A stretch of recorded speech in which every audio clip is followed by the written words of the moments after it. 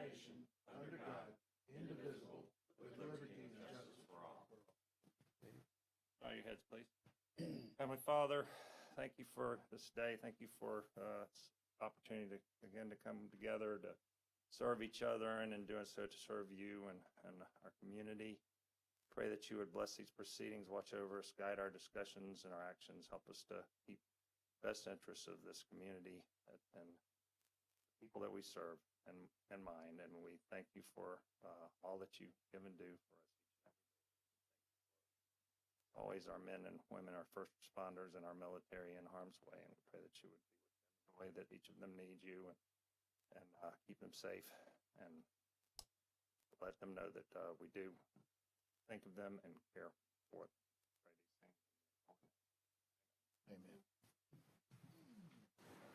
Pray these things. Amen. And we all had the opportunity to read the minutes, and if so, any additions or corrections? There's one, it's kind of a minor thing, but Renee was excused as a board member. She hasn't made it yet. Not yet. Anybody else, any additions, corrections, or a motion to accept them as corrected? I suggest that you just put Renee Yule, attorney, Okay, great. take care of it.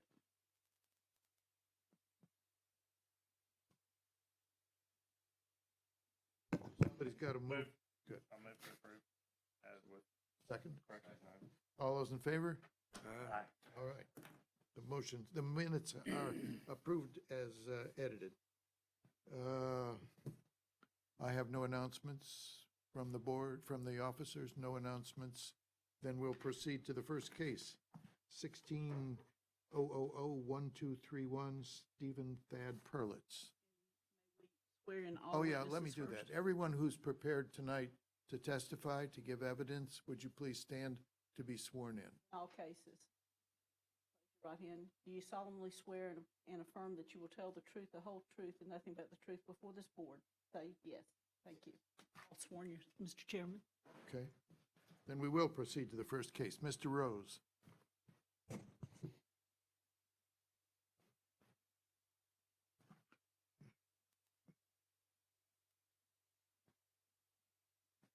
All right, gentlemen, good evening. This is Mr. Thad Perlitz, case 16-1231.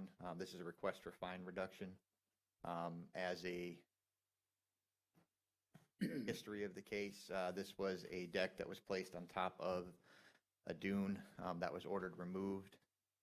Subsequently, it was also ordered by DEP for restoration. The restoration, everything was done and completed. He was, at a later hearing, then fined $5,000. This is the restored area now, as it is recently within the last couple of months. So everything is, even to DEP standard, was taken care of and completed, and he's here to ask for a fine reduction. So I'll have Mr. Perlitz come up and talk now. Okay.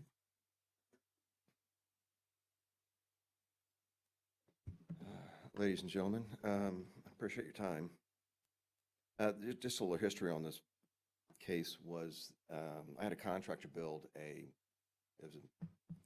back in, I guess it was in 17 of some time, build a deck on a piece of property that I had hired a contractor to do the plans, submit drawings, and do it, everything, and construct it. And I live in Dallas, so I'm about 1,000 miles away. When this construction went on, I was under the auspice that he had completed everything, and everything was approved by the county, whatever it took to do that. Before the deck was completed, I think Point of I order, forget if it Mr. was- Chairman. Yes. Point of order. Are we here to rehear this case? I'm just trying to give you a little bit of history. No, I'm not, but- I'm speaking right now, please. Okay. Are we here to rehear this case? No, we're not going to rehear the case, but we'll give him an opportunity to say what he's going to say. Okay. And while we stop, Mr. Perlitz, will you please state your name for the record and your address, please? Stephen Thad Perlitz, 8528 East County Highway 38, Seacrest, 32461. Thank you. I'm just trying to give you a little bit of history on that. I was fined $5,000 for this deck that, the cost of the deck was $2,500. It cost me $900 to remove it. And the Florida DEP, I paid a $500 fine to them. Subsequently, DEP approved this deck to be constructed. And it was I think the gentleman's name was Jim Martinello, that he was finally subpoenaed to the court if he had not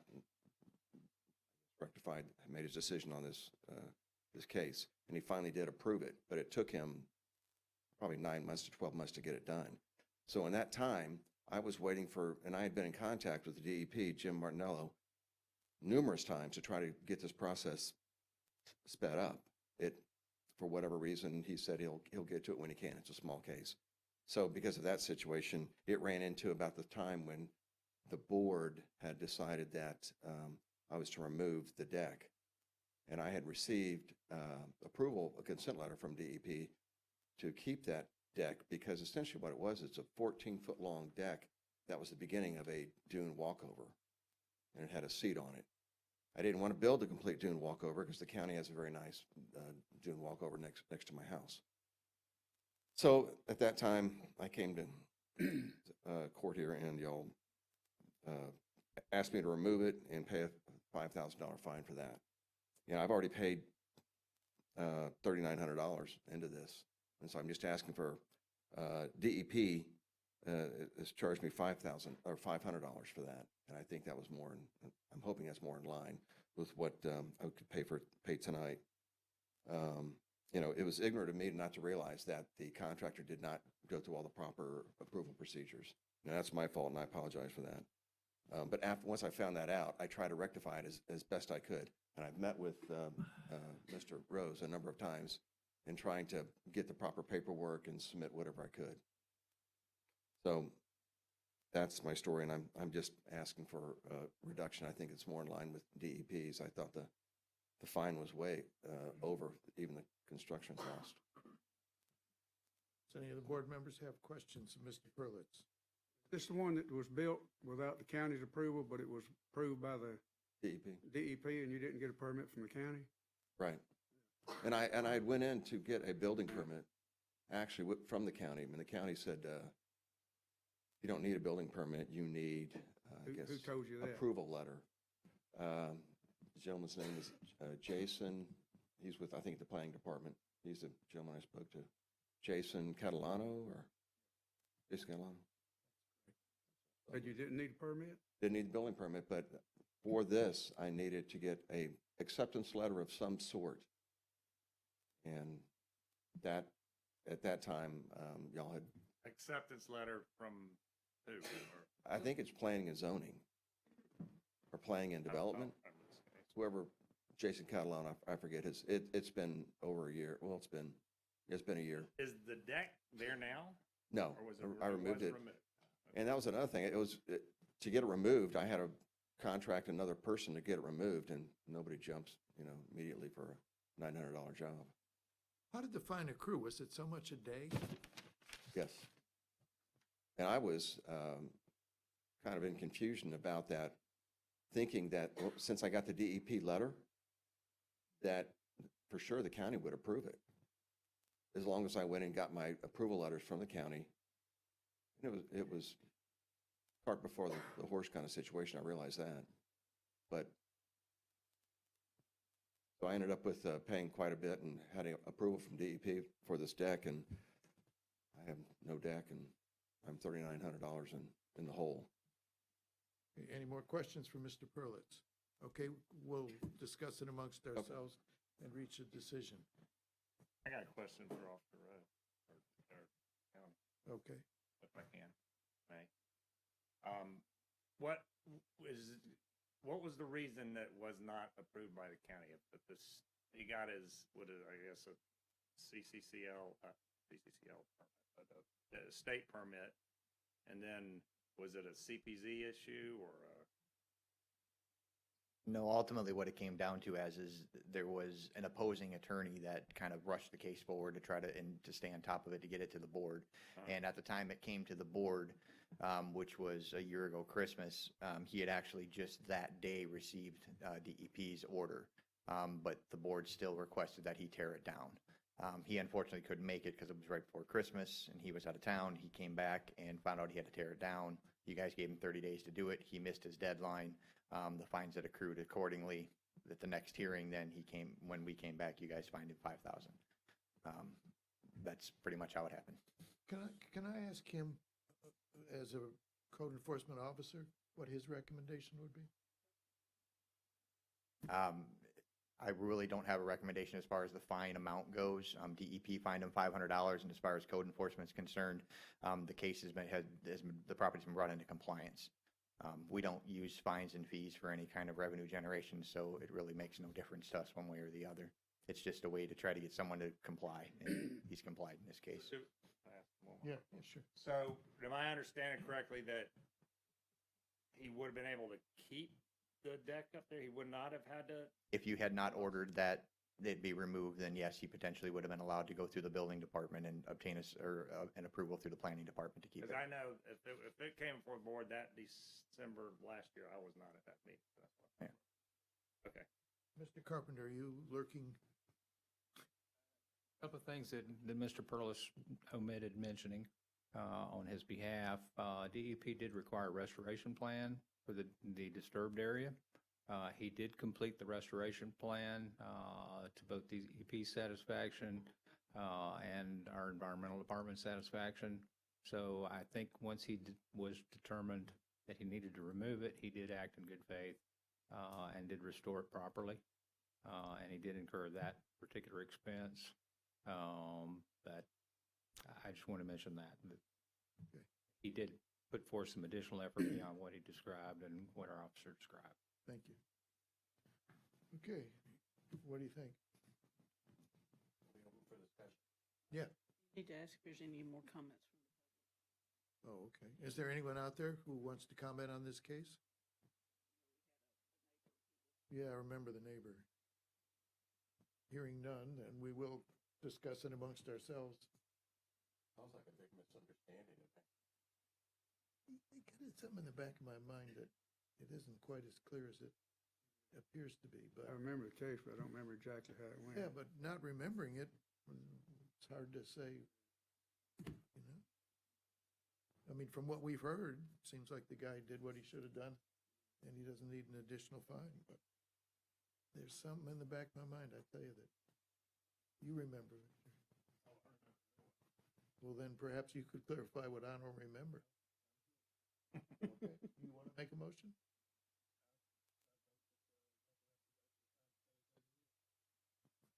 Okay, was there a second? I'll second. Can I do that? Can I second it? Unless you pass go. No, hey, your time's over. Okay, no, I'll let it go. All right, I'll listen to another motion. Reduce the fine by 50. And is there a second to that? Okay, so the motion's been made to reduce the fine to 20, and seconded to reduce the fine to $2,500. Any discussion? Hearing none. All those in favor, aye. Aye.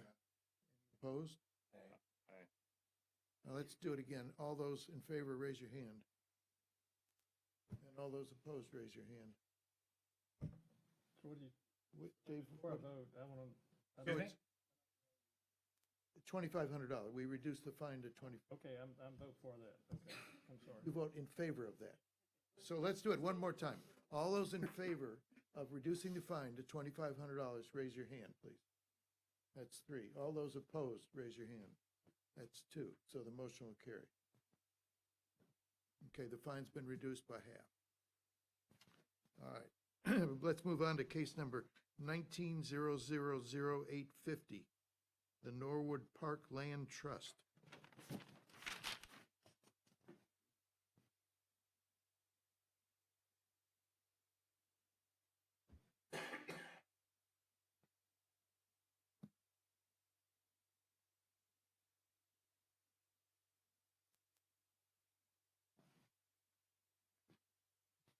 All right, gentlemen, 19-850.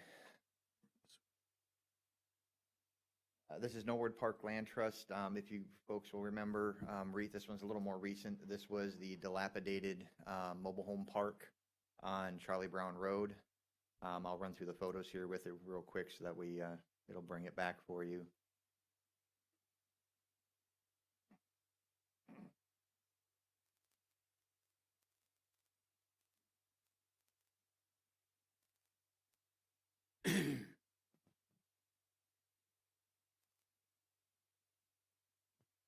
beginning again. This actually is a little bit unique. I haven't had this happen before since I've been here. This actual request for reduction is because there is a potential new purchase buyer for the property. The person would like to purchase the property, demo everything on it, clean it up and redo it. But in order to do that, it currently has close to $50,000 in fines on it. He'd like to have a suspension of those fines to allow him to do that, to purchase the property and be able to clean the property up. Obviously, there would be a time frame associated with that, whatever would be reasonable for that process to take place, if that would, you guys would so choose to do that. Currently, the fines are still accruing on the property. Through a separate order, you guys could suspend all fines on the property to allow for the new purchase and cleanup. That would be entirely up to you, and we would amend accordingly. But at that, I will introduce, this is Mr. Hal Bollinger. He'll come up and he'll talk a little bit more about it. Potential buyer? The potential buyer, correct. Hey, I'm Hal Bollinger. I appreciate you seeing me. Bollinger, could you state your address and spell your last name for us, please? 326 Cabana Trail. Hall, H-A-L-L, Bollinger. Bollinger. B-O-H-L-I-N-G-E-R. I've got a contract with the current owner to purchase the property, and our intention is to clean it up, get it within compliance. And for that, I'm asking for the fines to be eliminated so we can use the funds to clean the property up. And I'm thinking we could do it in 45 days. That would be allowable. 45 days after closing? Yes, sir. How big is the piece of property? About 1.8 acres. And do you have a plan for it? We would probably make it another mobile home park and put new units on it. I operate a park now in Defuniak, and we would add new mobile homes, and there's a small building on it now. It's a little duplex. We'd also renovate that.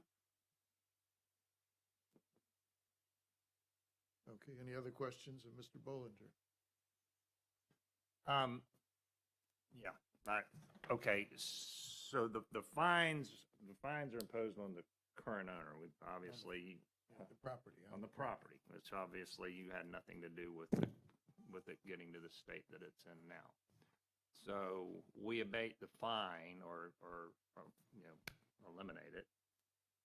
That whatever proceeds are going to the seller, now he's just getting off scot-free, is that correct?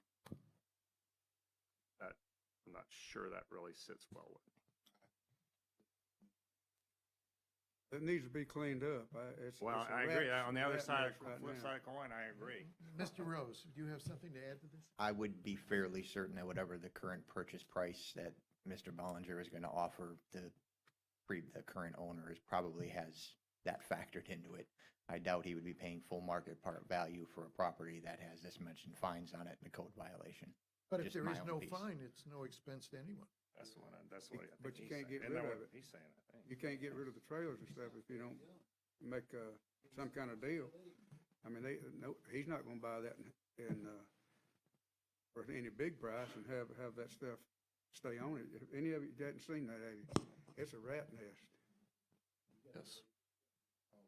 Yeah, it'll have to be hauled off. Oh, yeah, I mean, Victor. obviously, he's gonna incur that expense, but, Yeah, right. I'm sure he's Yeah, it's factored costing. that into his pro forma, whatever he's got working on. But if you're buying the property at a reduced price, are you willing to pay part of the fine? Depends on what that part is. Well, I figured you were gonna say that, but, well, you see, it's a lot we're of- in a Yeah, no, catch-22 here. I okay? understand it, and if there was a way to penalize the owner, Well, that's I'm what sure you would. what we're going toward. And obviously, he'll lose the property at some point, probably with no penalty. Have you made an we're- offer already on the property? Yes, sir. Oh, yeah, it's in the contract, yeah. It is under contract? It is. And you admit it's a reduced price because of what you have to do to it.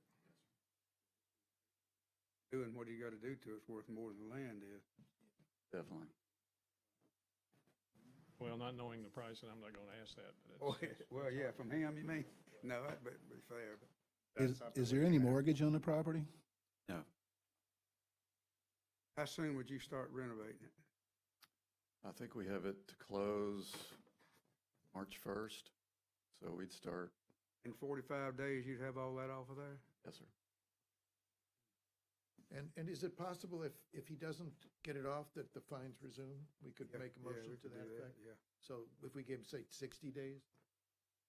yeah, Okay, I'd be willing to do that. that's, we're not that part yet. Part of the fines to be paid, or they're gonna be paid out of the proceeds. If you keep the fines as they are, they're a lien on the property, so they would have to be paid just like a mortgage would have to be paid.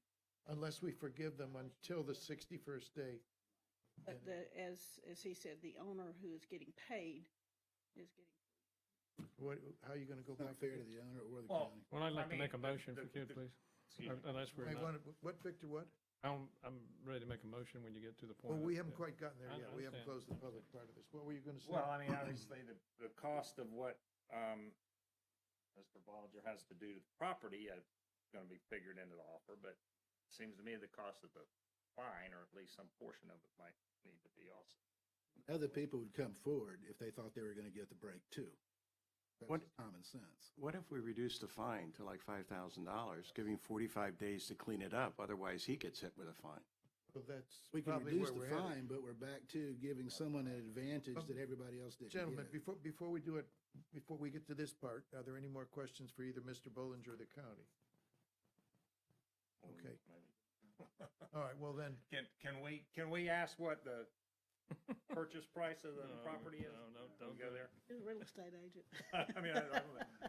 You I can mean, if he ask, wants to but I didn't volunteer tell the you. Not information, we important. can, but. It's not important. You could but ask it's it, but I solution. didn't tell you. all right, thank you. We'll figure it out and we'll let you know.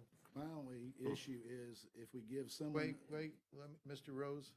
I would like to say one more thing with this, and while I understand that the previous property owner may in essence get off scot-free, this particular property is quite a blight on the city, and it's right outside of the city limits.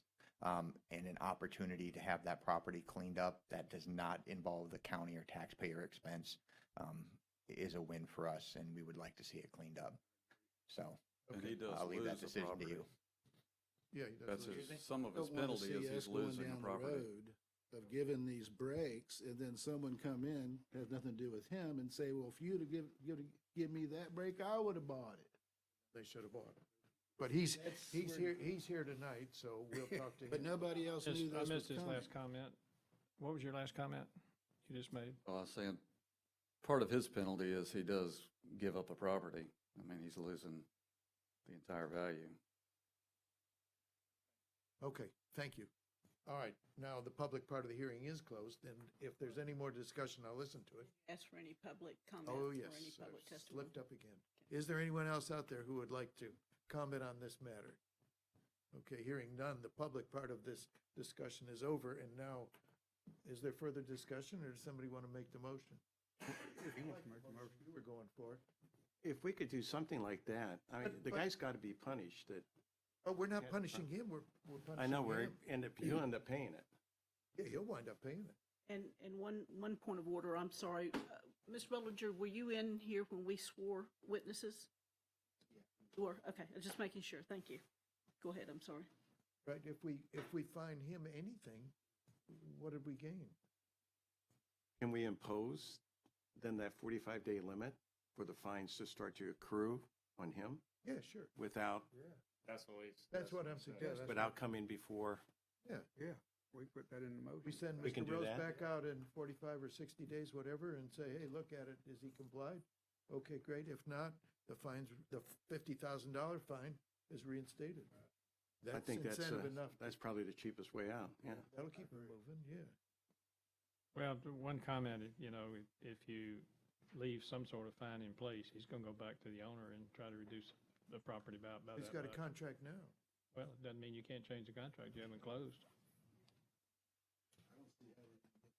county's gonna get anything out of this. Except the property cleaned up, which is Yeah. our And intent. it I think need- that's the positive side of it. It needs it really. I mean, it's bad shape.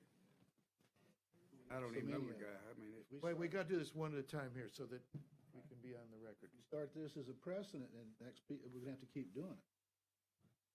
Kind of getting into private business here. Well, Well, you heard Mr. Rose say this is the first time he's experienced this. Not my issue. My issue is that we have a private citizen wishing to make a purchase contingent upon our decision.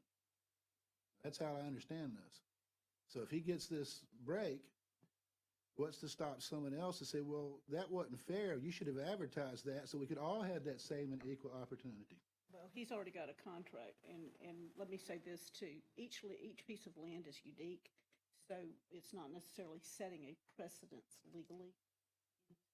Okay, so I would say that, yes, someone can come in and say, well, you did this for him, do it for me, but it's not necessarily binding on you because Example. each and every single piece of land is unique.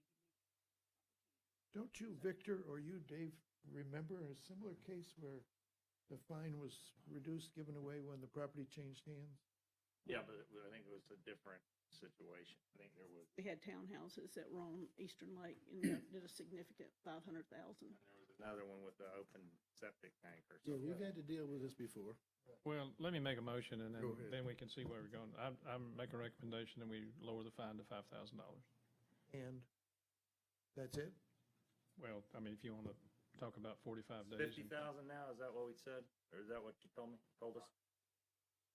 Thing is, if it's going to sit there and nothing happened to it, that's not going to do anybody It any won't just good. happen. It'll go through the process, and the county will have to seize it, and then it'll go for bid. True. Anyway, I made a motion, so, y'all.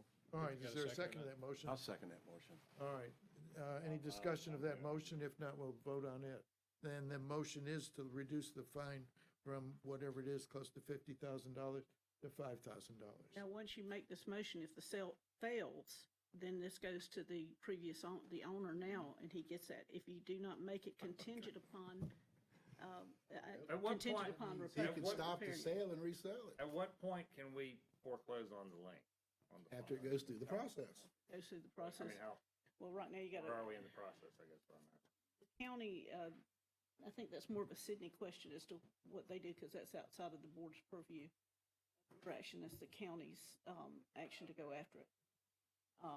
But Yeah, yeah. If Mr. you would like, Rose. if Yeah. you so do not put as a far as, contingency on there that, that it will be cleaned up in 5 days or the fine be reinstated as previous, There you go. then you're leaving it open to the sale failing through, because the current owner would say, hey, I've just saved 45,000, I can get that on another buyer, and he's out of that contract. Thank you. That's a good point. Right. Yeah, that's a good Thank clarification. you. Mr. Rose, what were you about to say? I'm sorry, if you had a question in regards for the foreclosure portion of it? Yeah. Yeah. What are the fines currently at? They were a little over $50,000. It's, We could start the process This- if it's- we wanted to now. it is scheduled to come, It needs to go through the process. So then we start the process, Mr. Bollinger, come back and buy it from the county once we foreclose them. Absolutely. I don't want, So- I mean, I don't want to have to put him through all that, but Then you I'm have, just curious. And he can make Yeah. a deal with the owner. Right. then the county would have to clean up the property first. yeah. We got a motion in a second. I think So we're the just county will end up spinning wheels spending right all now. that money. No, we're following procedure. Got a motion. All right, well, second. look, we got a motion on the floor, and we're going to vote on that motion, okay? And is your motion, If it's gonna be, you want to stay the way it was or change it to? No, it needs contingent? to be changed for the attorney's comment, because if we don't, then the original owner will take advantage of it. Right. And Right. he may end up losing the sale anyway. so the motion is that in the. Let her restate it, because it's in her words.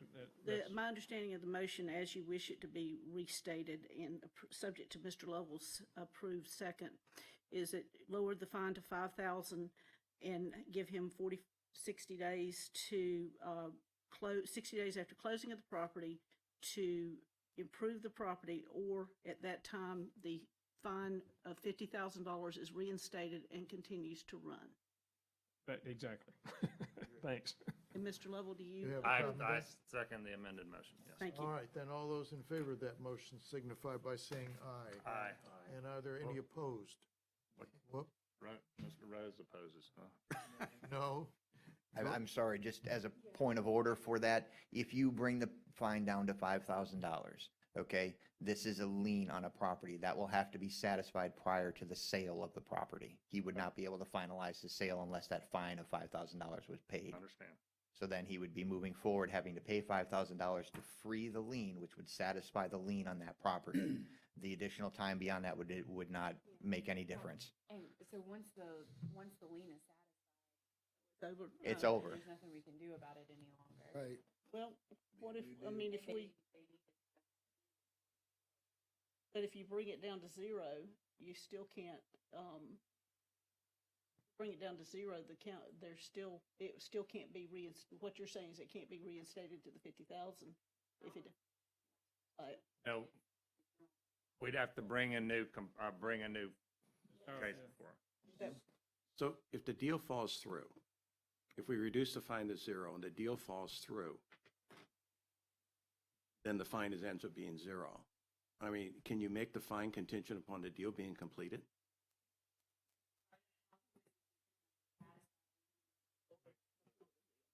But if the deal falls through, can the fine be reinstated to $50,000? They'll be there.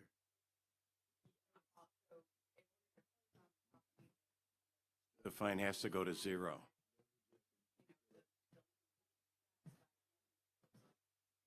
but if he fails to close, and we have a contingent that the lien is reduced to a certain amount upon closing, if it doesn't close, and it reinstates to the original amount, because there's no closing, so That's the there's no intent. change in Right. ownership.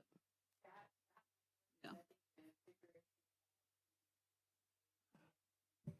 Yeah, I think you're right. I So think it would you have to be agree. based strictly on the closing date. It would be based on the closing date? I mean, if he didn't close, then the fine stays at 50,000. And if he does not follow through with cleaning it up, then you would have to bring a new case. Then we'd have to bring, well, he would have to come back and Right. Well, Mr. Rosa. restart the fines all over again. But he's already shown that he's good for doing it, I think. Because Right. they've already done one. But if he trailer doesn't, park in We just Defuniak. hold him to his word. But he has already done one. Yep, And right. it was a very blighted place too. Can we ask him a question, or was that? We're kind of over that No, I part. think we're about that. I thought about the I mean, same I thing. just I kind know of, what I'm I'm ready to asking. vote. Yeah, I I mean, kind of too. feel like the county needs to see something of, so, why I seconded it. Well, then we can go back to your original motion. Of course, we would have to move to rescind the prior vote and then reinstate your original motion to reduce it to 5,000, and that would take care of it. The motion has not yet passed. Oh, well, you haven't, I thought you voted on it. No, Yeah, I he said all just- those in favor, aye, I but was I the never only did man. say that the motion has passed, okay? So in my mind, the motion is not passed. All right. Okay. So if we voted on this and turn it down, then we're open for another motion, correct? Yes. So, But Let it run its course. That's why we have the process. yeah, I tend to agree with you that this is getting The so legal issue. complex that it's like, He hey, could actually end up saving money if you let it run its course. right. oh, yeah, Because but the only owner's problem gonna get is, we're- foreclosed on for not doing it. Yeah, but. But then the county's got to bear the expense Then he of goes to the cleaning it up. county and makes a better deal. Well, but it's another whatever, 6 months to go through foreclosure, right? I mean, how long would it take? Yeah, it can take 2 or 3 years. So, and I sometimes. think, I put a little credence in what Mr. Rose said, hey, we need to get it taken care of. I mean, I'm saying. But then what Why value are we is there here? in the fine at all? Why are we here? I mean, it ain't gonna hurt. Why are we penalizing him for the other guys? We're not, that's for him to work out with We're the actually seller. as far as protecting where the him because he can get a 5,000 better comes deal if it runs the process. I understand, but what about the argument that's going to take 2 years to run the process? That's between the legal, that's not our issue. That's the county's issue and how long they want to take. Well, it's the neighbor's issue that they're going to look at this for another couple of years. Then they need to contact the county and ask them why it's taking so long. Mr. Carpenter, If I could offer a suggestion. The county's probably not going to be interested in cleaning up this mobile home park and to Okay, take I'm title sorry. and then resell it, yeah, because Talk that about will, the horse. we will not make any money on that. Right. right. And we will incur the expense of having to clean it up. The gentleman that's here asking for the fine reduction is proposing to put this mobile home park back in service fairly immediately, based on his testimony earlier. I know for a fact there's a tremendous housing shortage in Amen. and around the Defuniak Springs area.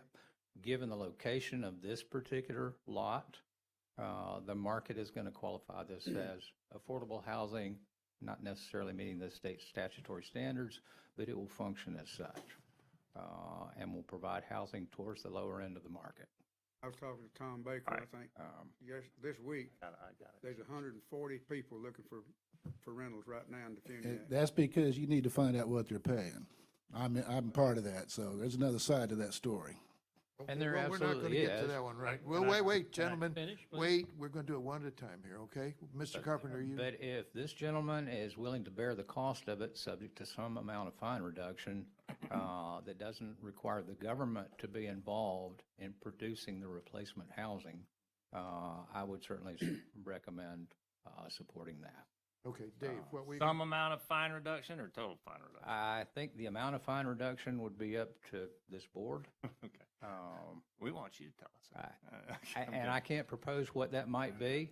I don't know that it should be complete to zero for the many reasons that have been voiced here in just the last few minutes. But I don't think the idea of the county foreclosing on this piece of property, given the value of this particular property and the cost that the county might incur, this might not be the best time to propose that. Can we do this, Sydney? Can- I'm sorry, I wanted to come up. Can we toll the clock on the fine, reduce it to whatever we decide to reduce it to? Since the fine runs with the property, whether it changes ownership or not, we toll the clock on the fine until, say, whatever, 45 days after closing. And then if the property's not cleaned up, then we restart and resume the So clock. the problem, I imagine, the problem that's gonna happen with that is his title company is not gonna close it without a satisfaction of the lien. And I'm glad Mac got up, because Mac is much more eloquent than I am. So I didn't want to, discourage you guys from trying to address this problem, because I think, like Mac said, it's probably in the county's interest to address this situation. I just wanted to raise the issue that we may not be able to revive this lien if we're going to satisfy it before closing. But it's for you guys to decide if that's in the county's best interest or not. Why given all is it these so things. long to do the process? Can you explain to the board why it takes so ridiculously long? So attorneys are not completely in control of the legal process. So there's court calendars, other, things that are. Even putting something on the court. I want to say since I've been here, I only know of one mortgage foreclosure that we've done for the code liens, and that took I want to say like 13 months, thereabout, just to give you kind of an idea. And what time do we decide to start the process? Sorry. What time So do we it's- decide to start this process if it takes so long? I mean, other municipalities, I pay taxes in 4 counties, and they don't wait this long. Well, so a lot, once it gets into court, I mean, it's kind of dependent on factors. Who decides it goes to court? The Board of County Commissioners. So if you guys wanted to, you'd make a recommendation. Now we're take it getting to- somewhere. To the county commissioners, and they would decide whether or not to. And that would be the normal process for it to be foreclosed, come up for bid, and then and then they would get their liens paid or come to us and make another deal publicly. Mr. Rose, you had something to say? The foreclosure request is on the calendar for this board to approve next month. Go. It's already there. Let it run its course. But Sydney's right, the foreclosure process through the court system is on, and I've done several foreclosures on both sides, represent the owner representing the banks. It's not a fast deal. So it does take a while. Okay. This motion that we voted on is probably the one that we ought to vote again and make sure that everybody's right. And it was Victor's motion that the fine get reduced to $5,000 as of now, and that, that's the end of it. He has. The current one was with the caveat of the reinstatement. So y'all need to vote on that and either vote it down or vote for it. And then you can reinstate his original motion, because you haven't voted on. I thought we couldn't reinstate. Wait a minute, Can't the reinstate one that's on the floor now, would you The one state it that- The one again? that's on the floor right now Yeah. is the one where the $5,000 fine and a reinstatement once the 45 or 60 days passes. If you want to vote for that, which Sydney has pointed out, we may not be able to reinstate those funds. It wouldn't survive the liens. Right. So if you want to vote on that, and then Victor can then restate his original motion if he likes, which says that $5,000 fine or whatever fine you guys agree upon. And then some period of time in which he can come into compliance to avoid the beginning of another fine. But that would be a separate case. That would be a separate motion. So at this point, the motion is, if we rescind the one we did, and I Just claim, need to vote on it. I claim it never did pass. Well, you need to vote on it because it had a second, it had a second. It was a So- motion, a second, all right. Okay, so vote on then that. let's now, as a bit of housekeeping, okay, vote to rescind that one so we can make the motion. Well, you're that we- voting on that motion to say yes or no, whether or not you want to try. So it's a Okay. bad motion, so you vote no, is basically what you. All right, so does everybody understand? Okay, all those in favor of the motion signify by saying aye. And all those opposed? No, okay. So that motion's off the floor. Now you have the opportunity to make the motion that, Can we have a discussion first? yes, certainly. Yeah, in my opinion, we're missing a big picture. I mean, I think we need to take some steps and look at it from a public good standpoint. We need to get this property cleaned up. It's a menace. And if we don't take action to clean it up, it's going to sit there probably for another 12, 15 months before it gets cleared up, or this gentleman just decides, I'll just walk away from it. There's no incentive. I think we've got a deal on the table. We're looking at the public good. We're looking to get rid of a menace. We're also looking at not incurring any cost for the county. And increasing the housing supply in Defuniak. I mean, I see all positives. I agree with you. I mean, there's a procedure to go through, Can't be but part of what procedures we're can be doing. waived if you're looking at the public good. And I think we need to look at it from a public good standpoint rather than just from a procedural standpoint. You're bending rules now. And once you start, you're gonna have to keep doing it. Then we may have to keep doing it. I mean, we got to look at it from a case-to-case The basis. last meeting, we had the lady sitting out there living in a shed. And we gave her a break. Yeah, guess what? You know how many other people out there are like that right now? They need approval too. And I totally agree with you. It's all And I part think of the they all housing. need a break. But if I we think do we- it, we need county commissioners to do it, not us. Well, we're in the position here now tonight, so we're Yeah. going to decide what we're going to do here so we can move on. to Can the I next make a case. motion? Victor, May I make a motion? you could make Yeah, the that's motion, or fine. Victor can. No, go ahead, go ahead. I make a motion that we reduce the fine to 0.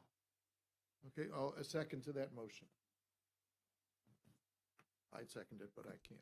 I could go with reducing it to 5. Okay, it'll die for the lack of a second. We can make a motion. I make a motion that we reduce the fine to $5,000. That's enough. Right, okay. This would just be a new case. if Second. it Right. comes up. Okay, so I got a motion and a second to reduce the fine to $5,000. Who seconded it? Victor did. All right, Dave made it, Victor. All those in favor, aye. And all those opposed? Nay. So one opposed, so the motion I hope carries. that doesn't kill the deal. Okay, so that's it, right? Now we're done. If he doesn't comply, if he continues to have this violation on his property, it's up to the code officers to go out and start a new case. Yeah. Right. Reduced to 5,000 right now. Yeah. The That's fine the- We fine just, goes we away. just gave him Somebody 40, else. we gave the owner, the current owner, $45,000. Yeah. Right. And why should he get a break? But he's under That's what I contract. told you, let it go through the procedure. And unless there's, your contract probably doesn't have an out for the buyer right now. You have the out. If he's under contract, then he probably. Well, I'm gonna feel bad if probably you doesn't walk have away an from out at this point. All right, so we're done, right? This case is That's it. What if you doesn't close with this? He makes a new reduce the deal. fine, yeah. Did you put a time limit on the? No, Clean up. he's not in violation, he doesn't own He it. walks, we're done. We ain't lost No. nothing either way.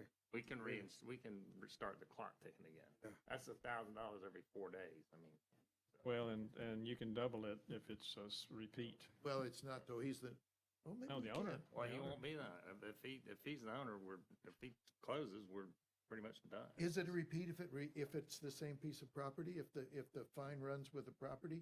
Runs with the property, I would think so, but there may be some exclusions to that. All right. In any event, Figure that out. But in any event, at this point, we've You've saved the voted. current owner $45,000, and we hope that this gentleman's going to buy it and do what he says he's going to It'll do. be worth 200,000 to us if he just cleans it up or more. Right. And I agree. That's. The where I- taxes generated by that they'll make 2,000 a year. Do what? Yeah, they won't generate 2,000 a year. It will if he does what he's Lots in doing. a mobile home Okay, park. look, we're done with this one. Let's move on. You check the rents in Defuniak, I'm getting $800 for a trailer. God bless you. All right, let's move we're on to crying case for it. number 3. Richard O. Brooks. Gentlemen, please, we're going to get through this tonight. All right, I'm going to make this one easy for you. Case number 1800518, Richard Brooks has been removed from the agenda for compliance. Wonderful. You better clean it up. Please, yes. Maybe. Okay, then we'll move on to the, whoops, who's doing the fourth case?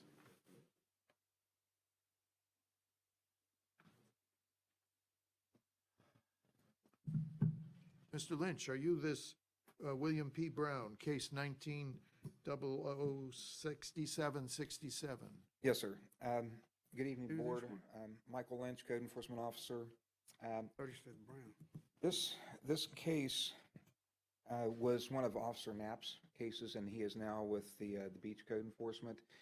And I believe back on December 30th, I got a call from Mr. Brown, who stated that he didn't get any of his mailings or notifications. And so the board, of course, imposed the fines. He was given from the 26th, he was given till December 1st to get the property cleaned up. And this was just a trailer on a property. And I'm sorry, I don't have a PowerPoint for this one. And it was just overgrown, weeds, grass. And so all that was being required was to cut the vegetation back.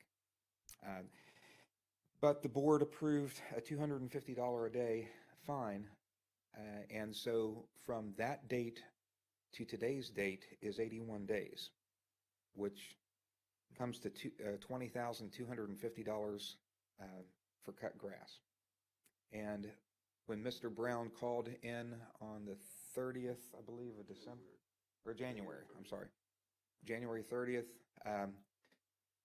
I went over the case and what had happened, which he didn't get any of the mailings. So he does trade shows and travels a good bit, spends time on the road. He wasn't able to get the property cleaned up until the 11th of this month. So I think what would be more appropriate in this case, and what I would offer is that I'm going to let him speak, but he's asking for a reduction in the fine. Our office doesn't have any issue with that. And if you would entertain the time that I spoke to him on January 30th to the time that he got the property, was able to get the property cleared, which is 12 days, I think that would be more appropriate than $20,000. But I will let you hear from Mr. Brown and his side. When you brought this case to us, to the board, and you showed us proof of service, what did you show us? Do you know? Off the top of my head, I believe those were returned, unable to forward, but the property was posted. But he wasn't there. Well, we'll hear from him. Yes, you'll hear from him, but, so with that, Mr. Brown? And Mr. Brown, you were sworn in, weren't you? And would you please tell us your name just for the record? William P. Brown. He doesn't have PowerPoint, but I did make pictures and have folders here of before and after. Show one to the county and see if they object to your showing them to us, and if they don't, we'd be happy to Ms. look at Noyes, them. Ms. Noyes, County Attorney.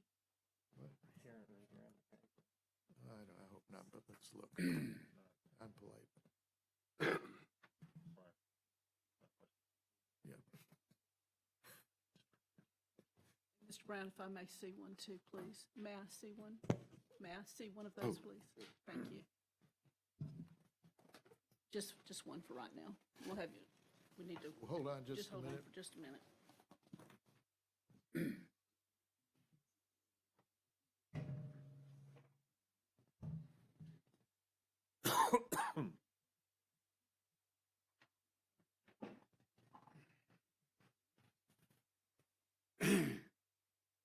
Any objection?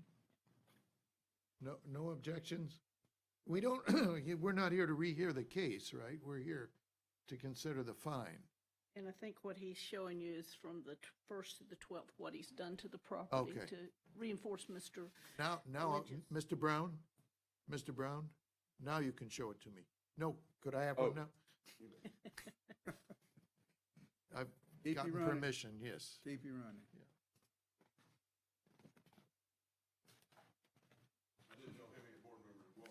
We can share it, we can share it.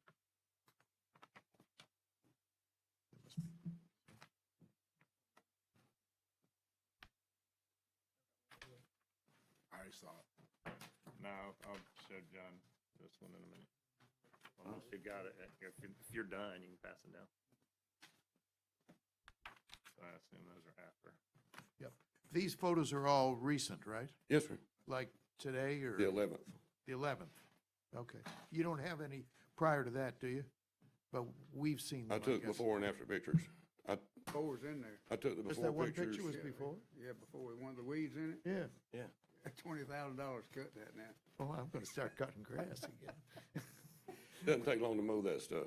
I don't want to Now, get y'all to cut my it grass. did take another day to fix the railing, but that wasn't part of the complaint. It was not part of the complaint. Not the complaint that I received today, because I've never received the complaint. And the reason you never received the complaint? It's kind of a story, but Well, tell us. when the hurricane hit, I live in Panama City. My house was tore up, but still habitable. All my friends in Panama City were stranded. My brother, who lives across the river at Bunker Creek, I started hauling food for 4 weeks. I made 2 trips a day, hauling food, water, and gasoline to him, for him and his friends to take it into Panama City. And then the next 2 weeks I spent just helping everybody clean their yards up. Then I went back to my property in Alabama and discovered that it had been torn all to pieces. My house is a half mile down in the woods on my pond. No power for 6 weeks. It blew the back doors open, flooded the house, the doors closed, and now the house ate up with black mold. Insurance don't cover it. I've had to crush it and burn it. I've spent all of my time up there. I only come to Panama City, to my home, just to go pick up the mail once a month. Certified mail's never in the mailbox. Right. And I only come down 1 weekend a month. So they said they put stickers on the door.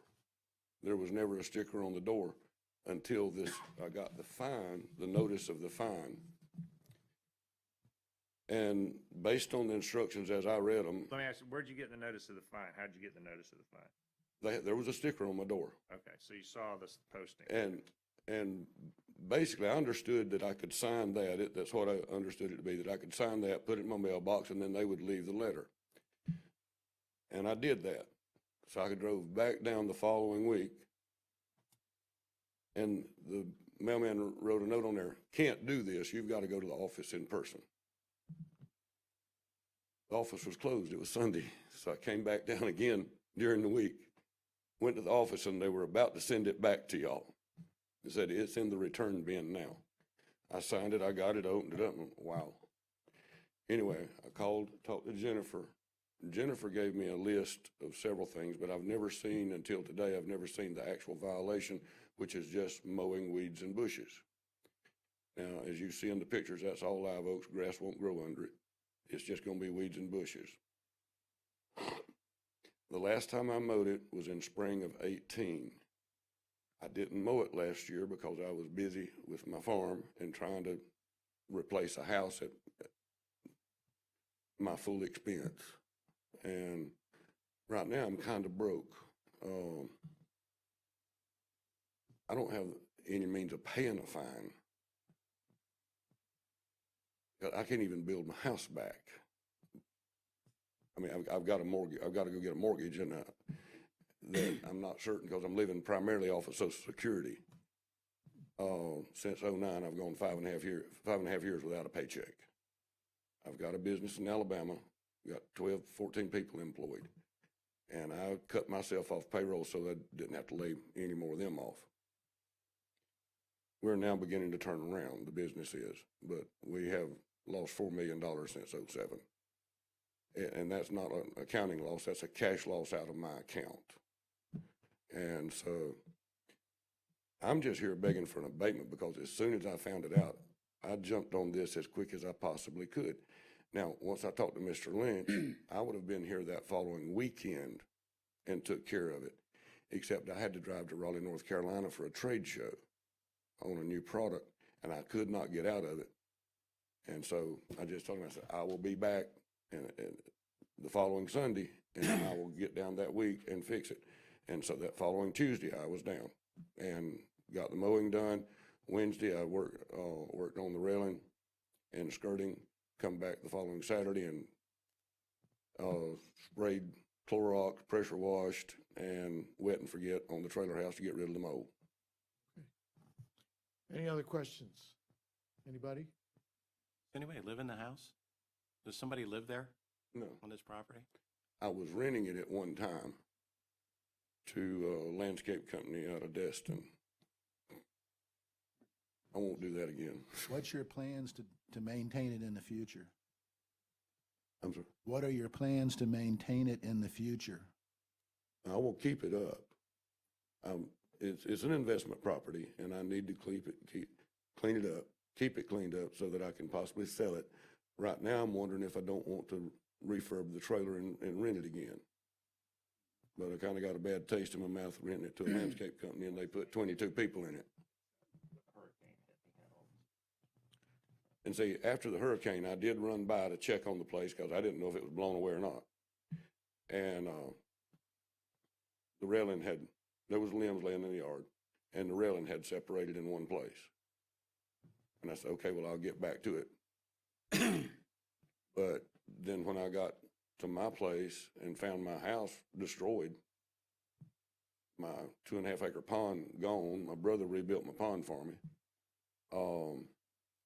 That's all I've been doing is trying to get my farm back and figure out how to build me another house up there. Because I work in Alabama, I live in Panama City. Okay, okay. This is solely an investment property? I bought it as an investment property, yes. My brother owns the property side of it. And David Kramer's here, he can tell you who I am and what kind of person I am. He's known me for 20 years. So Who's I'm that? not a bad neighbor. Who knows you? Who knows you? Yeah, David Kramer. I tell you what. Yeah, you don't want to, you might not want to do that. You might not have brought him. That's right.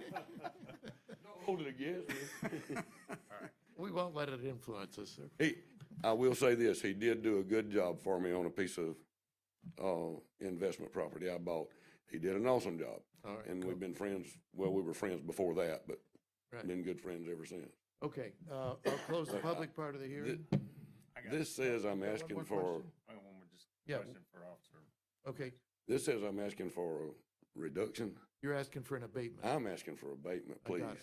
Mr. Lynch, would you have a question? Do you have an opinion on this? No, sir. Okay. I That's fine. think the property's been brought into compliance, and that's our goal. We're not, here to be punitive. The property's in compliance, and if the property owner maintains it, we're good. So whatever you decide. Renee, do I need to accept his testimony? And I will do so, accept And both also- Mr. Lynch and Mr. Brown's testimony and this into evidence. Okay, thank you. We'll discuss it. Okay, is there any discussion, or does someone want to make a motion? I'll just comment. I think, it's my understanding that on these fine reduction issues that, we mainly are that any reduction would be taking extenuating circumstances into account, which taking Mr. Brown at his word under oath, I think he's qualified. Quite a few And extenuating. in my opinion, looking at these photos again, I mean, I've certainly seen a lot worse Agreed. before, so Yeah. I'd be inclined to certainly reduce the fine, if not abate it. I would waive it for me. Okay, anybody want to make a motion? I make a motion, we waive the fine. I'll second it. Abatement? I second it. And Mr. Porter seconds it. Any discussion? If not, all those in favor? Aye. Aye. And any opposed? Mr. Brown, you're off. Keep the grass mowed. Stay away from that fellow next to you there. too. Yeah, don't bring that guy back. Very good, Renee. All right, should we do one more before we take a break here? Just pass these on through. Or let's see how fast it goes. No, thank you. Commissioner, I Yeah. didn't recognize you, Kramer, when you came in here. All right.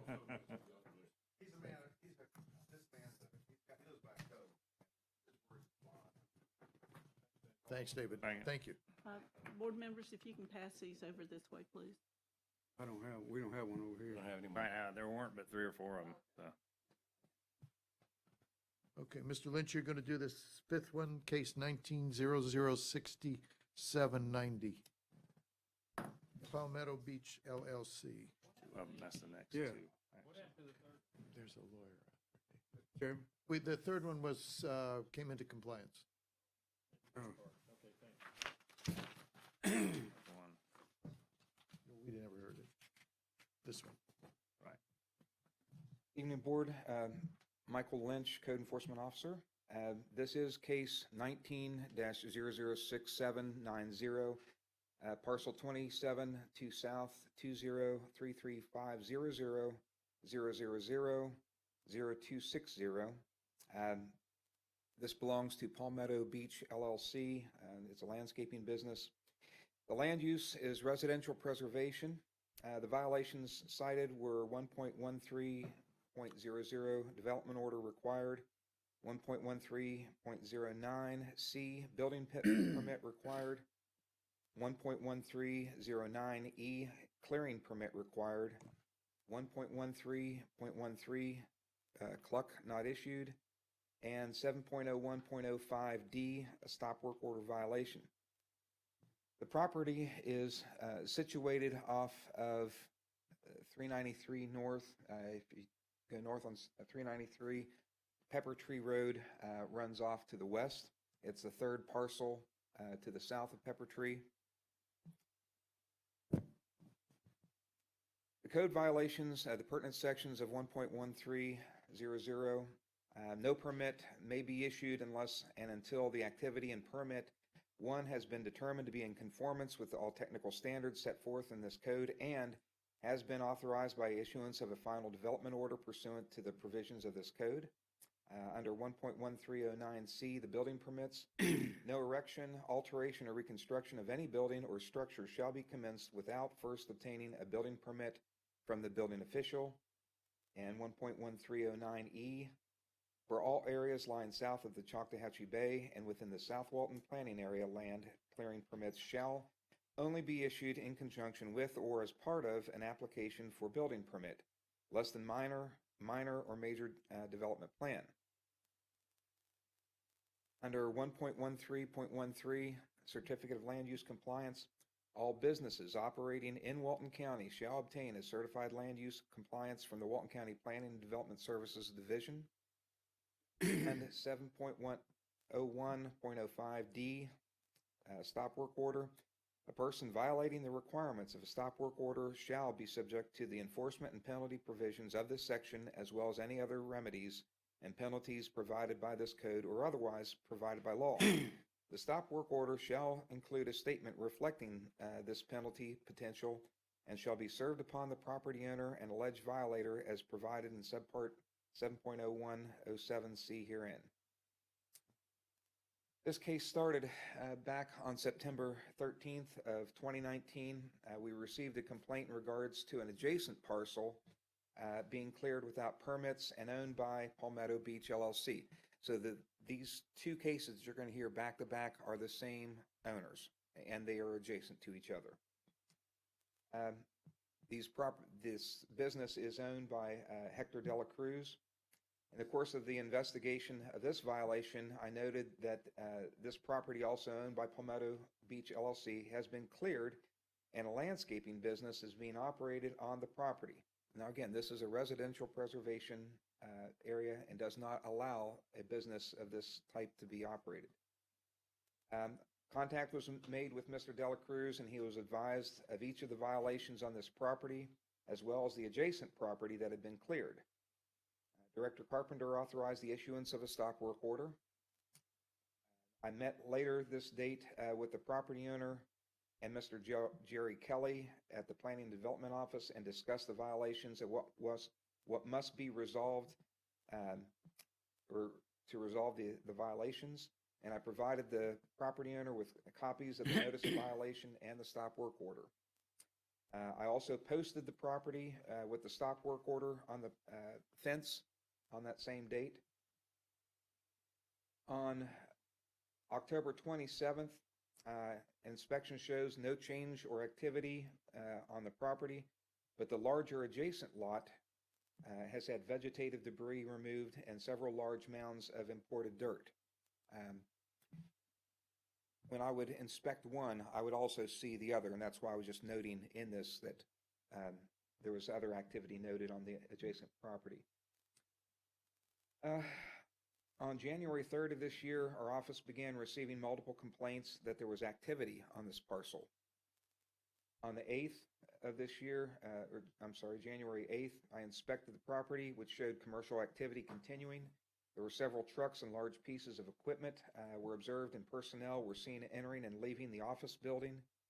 I made contact with Mr. Dela Cruz and advised him that he was in violation of the stop work order, and that I had been very clear that no activity could take place on the property except to move equipment and structures that were not supposed to be there.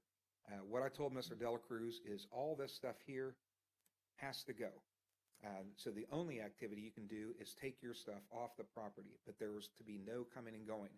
And that's unfortunately on this day what I was seeing. They were just still operating business. On the same date, I prepared and sent a notice of violation and notice of hearing for today's Code Enforcement Board hearing to the property owner via certified mail with return receipt. On January 23rd of this year, I received the unsigned returned notice of violation, notice of hearing as returned to sender not deliverable, as the address unable to forward. The address is that listed within the Walton County Property Appraiser's website as well as SunBiz. On January 29th, I found that the mailing address for the property owner had recently changed on the Property Appraiser's website. The old address is still listed on SunBiz. I then prepared and sent a new notice of violation and notice of hearing to the property owner to the new address. On February 5th this year, I received the returned notice of violation, notice of hearing, but it was signed by someone named Wes Limbaugh, which was strange that I would get it back, but somebody had signed for it. On the 7th of February, I received, I prepared and filed an affidavit of service. And on the 20th, today's date, inspection shows that no change since the last inspection. The commercial materials and structures have not been removed from the parcel. And as of today's date, no permits have been applied for. So nothing's happened with this since September. On that first day, this is the activity. And again, this is residential preservation. Only homes are supposed to be in this area. You see several trucks, including large dump trucks, work trucks, pickup trucks. There's a lean-to or a pole-type barn that's got weed eaters and lawnmowers and all sorts of equipment. The house that you see back here, Dela Cruz's office. And again, there's no permits for any of these structures. So he's cleared the lot. The aerial shots back in 16 and before show a pristine lot, fully vegetative. Again, some more pictures on the same date. Later that day, this is the stop work order that was authorized, and I posted it on the fence. This was the first notice of violation that was sent out on the 13th, September 13th. When I returned back after we had received those complaints that activity is still going on, that was on January 3rd and over the weekend. And once I came back to work on the 8th, I came in and this is the activity that I found. People coming and going, activity still taking place.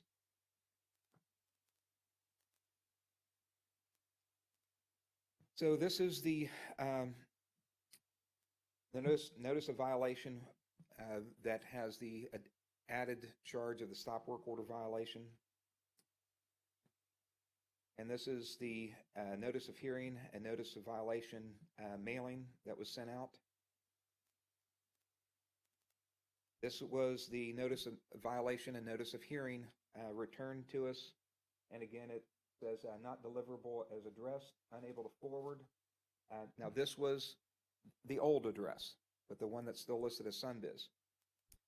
So on the 29th of January, once I found out that they had changed addresses, I sent the same notice of violation, the same notice of hearing, but now to the new address, which is a P.O. Box in Santa Rosa Beach. On February 5th of this year, I got that notice of violation and notice of hearing returned. Same thing. I posted the property and the notice box for today's hearing.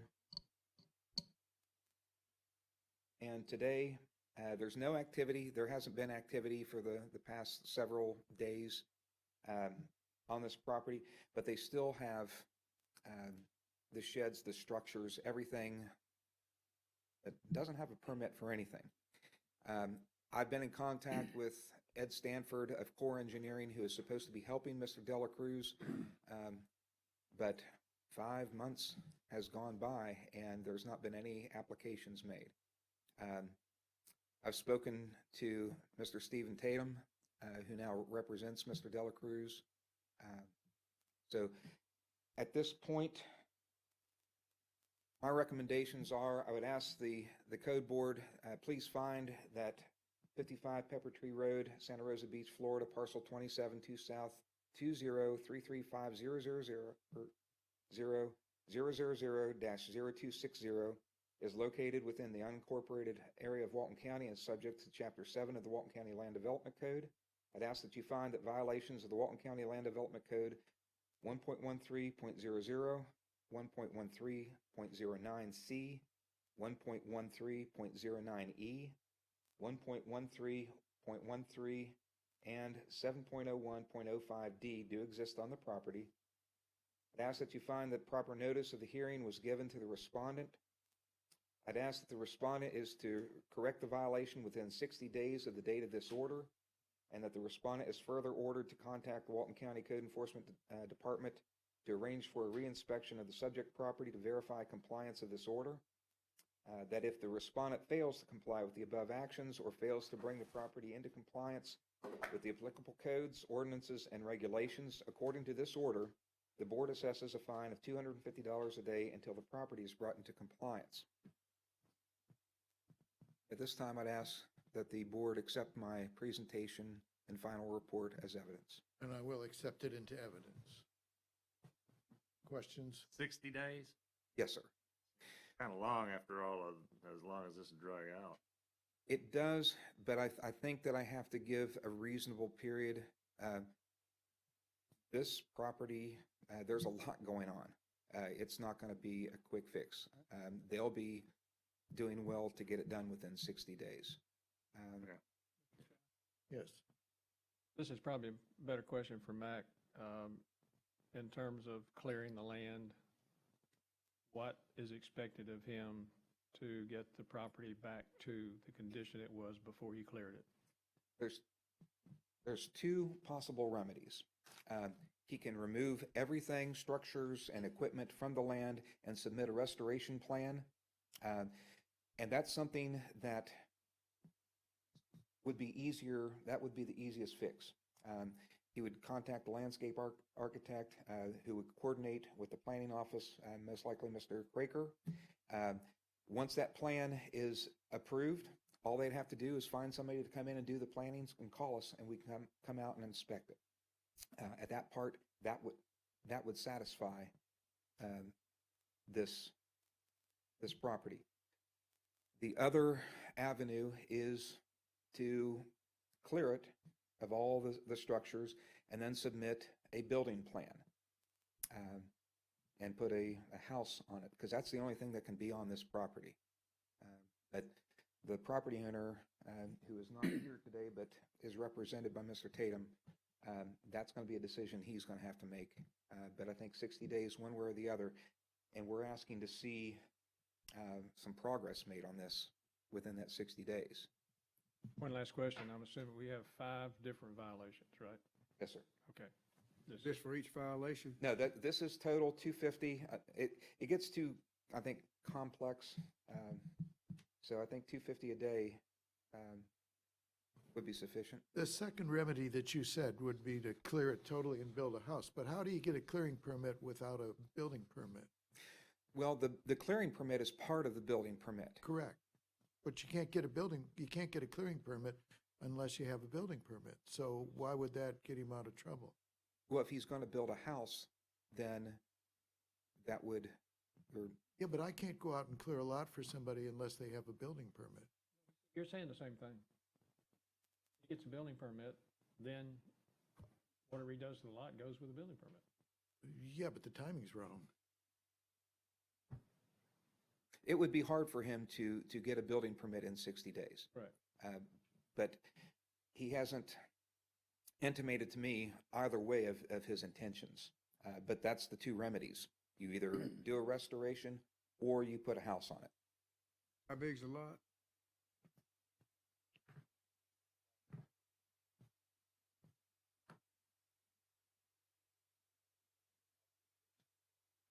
It ain't that important. Don't worry about it. It's just a regular lot, I guess. At .299, so it's just almost 3/10 of an acre.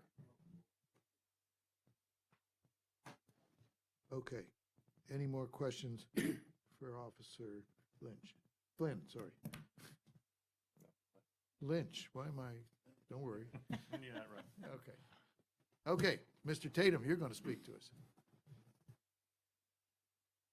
Good evening, Stephen Tatum from Matthews and Jones. We essentially agree with everything that Mr. Lynch has said. I've just been pulled into this literally today that I've gotten involved. Was not even aware of the second violation until about 3 hours ago on the other 10 acres, which you'll hear next. I'm going to make sure that this is taken care of. We're not going to let what's been happening continue, because I'm even kind of insulted that it's gone on this long and nothing's happened, that he hasn't moved anything. So not throwing him under the bus, but he is going to need at least 60 days. He does, what I've been told from Ed Stanford, is that he does want to try to do the building permit process, which means he had intentions all along of putting a house there, which was going to be his house, and he was going to run a home occupation out of it. But but now he understands that he can't do that there. There is a significant language barrier happening here also. So that could be part of the problem. Right. But I would suggest or request that you take Mr. Lynch's recommendation, give us 60 days to address this. I think we can definitely get our building permits in and hopefully start a review within those 60 days. And permits are issued pretty quickly after that. Okay. Questions for Mr. Tatum, anybody? When would you propose, or when would he propose, there's 5 violations in here, which I can see at least 3, maybe 4 of them taking a while, but why does he need 60 days to quit conducting unpermitted business? He doesn't, and he actually has quit conducting unpermitted business there. He just has to finish removing all of his commercial equipment and So you're saying storage. there's no off of longer any there. Oh, kind no, of... he's moved it back to his other property, which I believe is north of the bay. Okay, thank you. And he's not going to resume any, because that's... If I can stop him, I believe that he will not. I believe that he will not. That's the problem I have, because if he continues doing something like, I'm willing to give him the time he needs to get a building permit and that kind of thing, but... Yeah, I absolutely believe that he understands now that he can't do what it is he was attempting to do. This is probably out of order, but the other property, the next case that we're going to hear, was he conducting business on that property as well? Apparently, from what I understand, like I said, I only found out that even was happening a few hours ago. But from what I understand was he was storing trucks there after he found out he couldn't store them on this other lot. Okay, well, we'll get to that one in a minute. And then there's some other stuff that Mr. Lynch will tell you about. But that's the next case, that's That's not the this. next case, yes. Okay. Aren't you lucky? So I will accept Mr. Tatum's testimony into evidence. Yeah, his arguments. Arguments, All right. I'll say it. All right. Okay, What do you, discussion? well, what happens now, right? Public Your comment. motion. That- Oh, you got a comment? Well, look, Officer Lynch wanted it 60 days or $250, right? Doesn't the fine seem low? Well, All this is going on. Well, give Well, the thing 60 that gets days, me then is the start guy it over. did all this, and he's gonna get away with it, and now we're giving him another 60 Way we do days. business here. well, the reason I emphasized the 5 fines, I was gonna recommend $100 a day for a fine. $500 How you gonna a collect day. it? What? How you gonna collect it? I would collect the Same rest thing, if of you, it. They're gonna go for a permit and it's gone. Based on our time. it'll make sure it happens, though. Right, that's right, yeah. Election does not, should not be affecting your decision today, that whether or not it can be collected, it's what you perceive. Fine, though, if you're not gonna. The only collect problem it. about a fine for each violation, it puts more pressure on Mr. Lynch and the group to try to figure out when he comes into compliance with each one of the violations. That's the Right, problem with which that. I agree, but, I mean, you see where I was going with the 5, I mean, Mhm. if he comes into compliance with one, and, I mean, is it all or nothing, is it? Well, that's the reason I brought up 5. I think it ought to be all or nothing for sure. Yeah, All yeah. right, no, that's fine, Right. I can live I with it. agree. But Mr. Tatum says he's ceased conducting business, right? Give him 60 days, and technically he could go back and keep doing business for 60 days. I want to bifurcate the times. We could say that he needs to Immediately. cease and desist immediately. Isn't And that what then- the stop work order supposed to do? Did it stop? Seems like he put one down on violated it. that just. Didn't care. Well, what was the date of the stop work All order? right. Huh? What? What was the date of the stop work order? Was that September of last year? Mr. Lynch? The stop work, The stop work order was issued when? What date? Yeah. 9/13. That, oh, so it was like September last year. no, that was a notice violation. Stop work was 1/8/20. 1/8. Is that correct, Mr. Lynch? 1/8/20? Good dates. I believe that was after the November.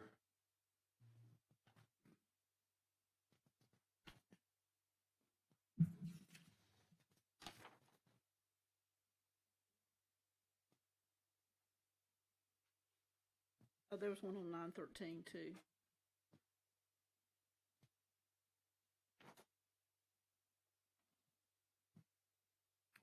Dave, did you ask the question? Where are you headed with that? Well, I think that we might want to consider breaking out at least the doing business without a, what is it? It's just the stop work order.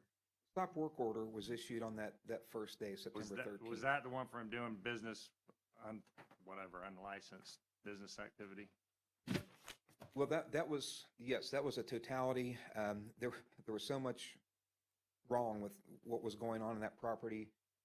We just want to make sure that he wasn't going to continue to operate that business. Okay. The So stop that- work order violation came in later. But Or the- the the- violation of the stop work order came later. But the stop work order applied to 1.13.00, right? The development order approval?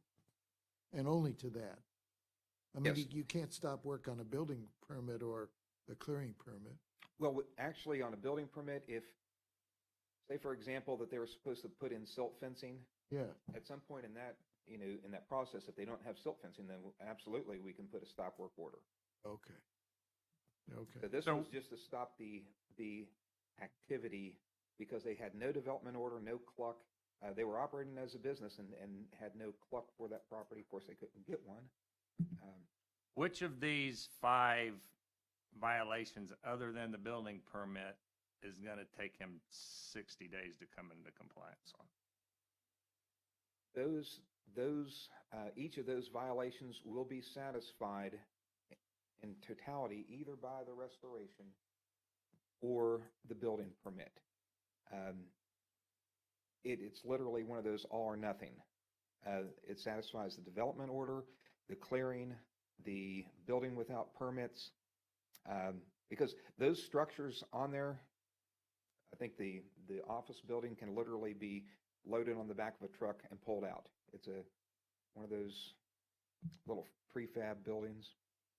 So everything there can be satisfied that's currently on the property with a building permit or restoration. Well, no, because he's conducting a commercial business there, so building permit's not going to solve that because he can only get a residential building permit. Right. So if he's no longer conducting business, that violation ceases to exist. Yeah, but like Renee said, he might, and I don't want to take the attorney at his word, but he could come in tomorrow and resume doing business for another 60 days. How do we? Well, and that's where the stop work order is going to, it's $500 a day that we catch him operating on that property. Starting when? That started on January 8th, I think. That's a separate fine? I mean, the stop work order generates a separate revenue stream or whatever you want to call it. I thought you just had $250 a day, starting 60 days from. Well, that's 60 days from today. But if he, until that's satisfied, that stop work order stays in place. That's $500 a day. That's $500 a day that he violates it. That he violates it, okay. Okay, so that's already there. That's already in place. Yes, sir. Okay, that's all right, I think. I'm that's- sorry. Well, wait a minute then. If he violated the stop work order on 9/13 and every day thereafter until, Well, no, we issued the stop work order on 9/13, and then we were advised that he was operating his business still. And when I came back, I think on January 8th is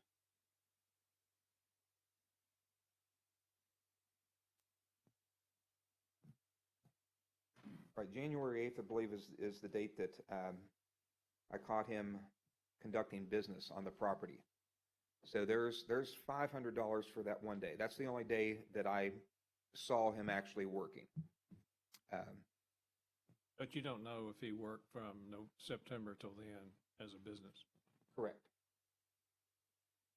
and then he ceased soon thereafter, after 1/8/20. Apparently he stopped conducting business out of that place. Yes, sir. The best of my knowledge, because we haven't received any more complaints, and I've driven by there, and that gate's been locked, and that stop work order and the posting for this hearing are on the fence today. So I haven't seen any other activity there since January 8th.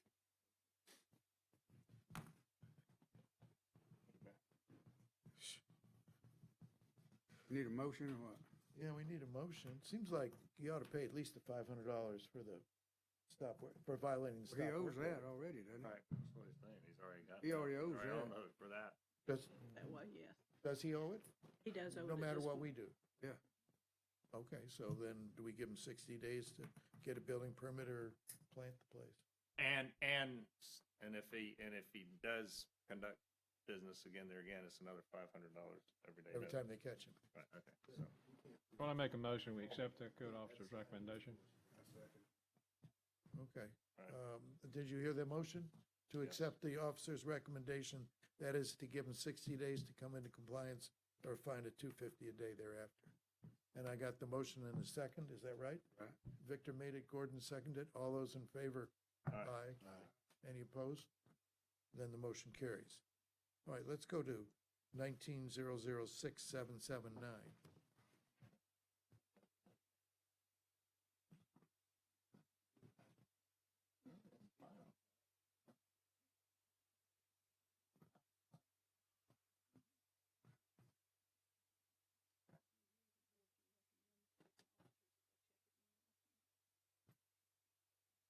It's pretty good. I revenue drive stream. by there fairly frequently on my way to work. So if he's doing it, what can you do about it? You can issue citations. He documents it and cites it. Did we do that before? Stop work order? Yeah. Continue to work? Well, he's already gotten fined once, right, for $500? I've got the citation for that date. Yeah. I just haven't got Mr. Delacruz to, but he's got a citation for that violation for that date that I filed. Any date thereafter, that's $500.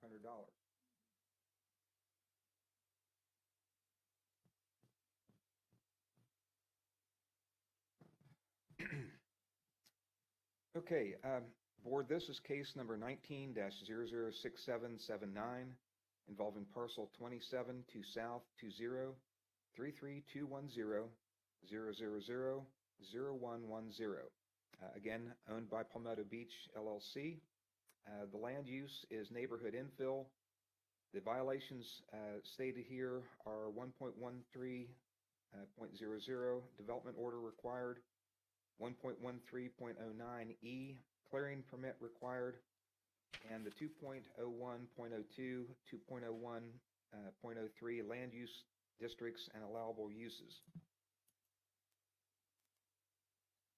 This property is situated to the immediate south of the one that we were just looking at, off of 393 Pepper Tree.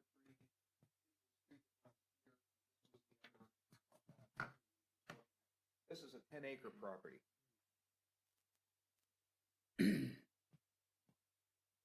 The code violations, as before, 1.13.00, no permit may be issued unless and until the activity in permit 1 has been determined to be in conformance with all technical standards set forth in this code and has been authorized by issuance of a final development order pursuant to the provisions of this code.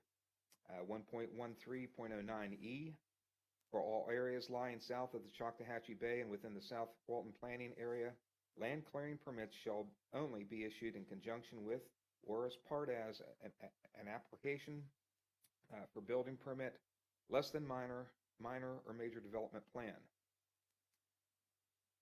2.01.02, no structure or land in the county shall hereinafter be developed, used, or occupied unless expressly authorized in a zoning district herein. And what I did was I put the neighborhood infill. That's the land use. And if you look at all those uses allowed, this type of business, and I'm going to get into the type, is not permitted on this property. The day before the case that we just heard, on September 12th of 19, we received a complaint in regards to clearing a property without permits and dumping landscaping materials or debris on the property. Upon inspection, I noted a large portion of the parcel had been cleared and there was a large pile of vegetative debris. I spoke to a worker present and asked if the owner, Mr. Delacruz, was on site and advised no. I explained the violations and advised him that no more activity should take place on the property until the property owner had obtained his permits, and that the property owner needed to get to the Planning and Development Office as soon as possible. I then received a phone call from Mr. David Sanders, who is a contractor that works with the property owner, and that he was going to try to help the property owner get a zoning change. I discussed the application process with Mr. Sanders and advised him to tell the property owner that he'd be receiving a notice of violation. Mr. Sanders advised that he understood and would notify the property owner. On the following day, 9/13 of 19, I met later this date with the property owner and Mr. Jerry Kelly at the Planning and Development Office and discussed the violations and what must resolve the violations. Mr. Aaron Craker of the Planning and Development Office joined the meeting and discussed options in resolving the violations. I advised the property owner, Mr. Kelly, that the property was not to be used until the property owner had all his required permits.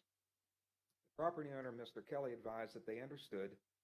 I provided the property owner, Mr. Kelly, with copies of the notice of violation. On September 16th, a complaint was received that a new entrance was put in over the weekend, and the property owner had now moved his vehicles to this location. On October 11th of 19, I talked to Ed Stanford of Core Engineering by phone and was asked if the property owner could start removing the vegetation that had been piling up on the 10-acre subject property. I advised that the property owner could remove the debris, but could not clear or bring anything else onto the property. Mr. Stanford then asked if he could use the smaller lot on Pepper Tree to facilitate this, and I advised him that he could, as long as that was the only thing happening on the smaller lot, that there was to be no other commercial activity. If you recall how those properties are situated, they didn't have access onto that from 393. They were just using the smaller property to go from one to the other. If that was going to help facilitate resolving this issue on the larger, then I told him that he could have that access.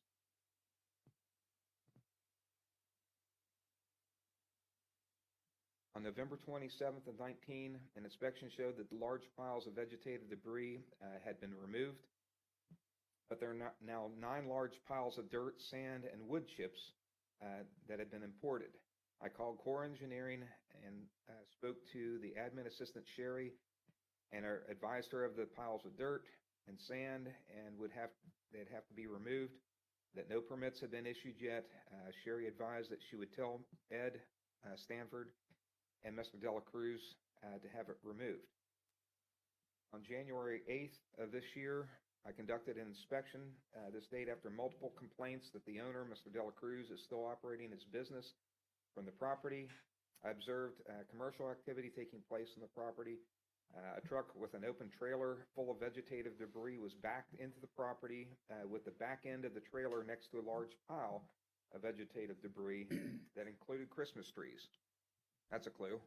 Told me that everybody who had just had their Christmas trees picked up. So this is relevant. This is current. I observed a man working up inside the trailer who then quickly got down and left the area. The property owner then came out and I discussed with him the business still being conducted on the property after being told that he could not do so. Mr. Dela Cruz then tried to argue that there were other businesses doing the same thing and that he thought this was being done based on race. I advised the property owner that there was to be no activity except removal of what had been brought in. Same date, I prepared and sent a notice of violation and notice of hearing for today's Code Enforcement Board hearing and was sent to the property owner via certified mail with return receipt. On January 23rd of this year, I received the unsigned returned notice of violation notice of hearing as returned to sender, not deliverable as addressed, and unable to forward. The address that is listed is the Walton, with the Walton County Property Appraiser's website as well. This is the same mailing issue that I had with the previous case where they had changed to a P.O. box. On January 29th this year, I found that the mailing address had changed and on the Property Appraiser's website, I then prepared and sent a new notice of violation and new notice of hearing to the property owner at this address.